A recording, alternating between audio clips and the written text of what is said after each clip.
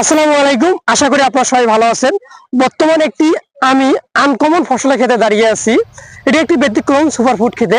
আমার সঙ্গে আছে আশরাফুল ইসলাম ভাই, হয়তো সুপারফুড নিয়ে কাজ করে। তো আশরাফুল ভাই কেমন আছেন? আলহামদুলিল্লাহ ভাই, আসসালামু আলাইকুম, ভালো আছেন? ওয়ালাইকুম আসসালাম। আলহামদুলিল্লাহ ভালো আছি।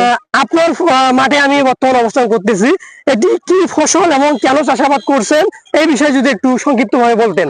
এটা আলহামদুলিল্লাহ এটা একটা সুপারফুড ফসল, বাংলাদেশে কালক্রমে হারে গেছে, এখন এটা সারা পৃথিবীতে চলছে। এটা পুষ্টির কারণে আবার মানুষ খাইতেছে। এক কথা হচ্ছে সুস্থ যদি থাকতে চান সুপারফুড খান। আচ্ছা, উনি যেটা বললো এটি হলো এক ধরনের সুপারফুড ভেমসি। তো এই চাষাবাদ কেন করতেছেন? অনেক ধরনের ফসল থাকতে এই সুপারফুড ভেমসিতে আসলেন কেন?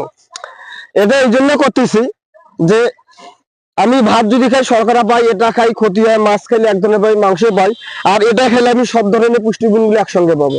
আমার শরীরের জন্য উপকার করে, কম খরচ হবে। এই সুপারফুড চাষাবাদ সম্পর্কে যদি একটু বলতেন।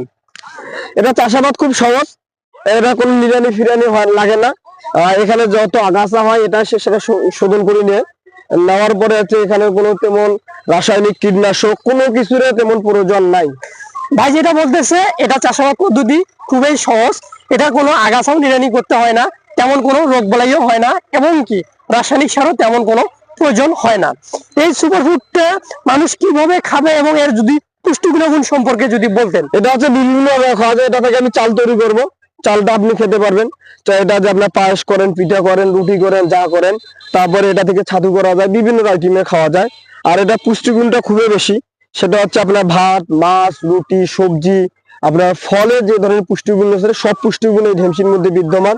এছাড়া ঢেমসিতে আছে প্রচুর পরিমাণ ভিটামিন, খনিজ, অ্যামাইনো অ্যাসিড, এর পাশাপাশি আছে আরো ইলেকট্রোলাইট। আর তাছাড়া আরো সবচেয়ে বড় গুণ হচ্ছে এটাতে প্রাকৃতিক ভাবে জিঙ্ক, আয়রন, ক্যালসিয়াম প্রচুর পরিমাণে তৈরি হয়, যেটা হচ্ছে ছোট বাচ্চাদের জন্য সবচেয়ে গুরুত্বপূর্ণ। আসলে এটি সুপারফুড বলা হচ্ছে এর কারণে যে এটা পুষ্টিতে ভরপুর। এটা যদি কেউ চাষাবাদ করে তাহলে মার্কেটিং একটা বিষয় থেকে যায়। মার্কেটিংটা সম্পর্কে যদি বলতেন, এবং এটার বাজার দর কি রকম এবং বিঘা প্রতি এটির ফলন কতটুকু হয়। এটা না আলহামদুলিল্লাহ বিঘা প্রতি ভালো হয়। আমার বর্তমান যে জমি আছে আমি আশা করতেছি আমার এই জমিনে মিনিমাম 6 মনের উপরে আশা করতেছি, বাকিটা আল্লাহ ভরসা যে গ্রোথ আছে।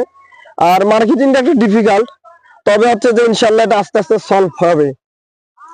এটা যদি দাম কেজি প্রতি বলতেন তাহলে একটু ভালো হতো।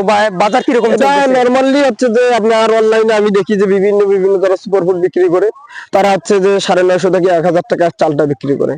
অর্থাৎ 1 কেজি এই ঢেমসির চালের মূল্য এখন বিভিন্ন ধরনের সুপার শপে এবং অনলাইনে বিক্রি হচ্ছে 900 টাকার উপরে।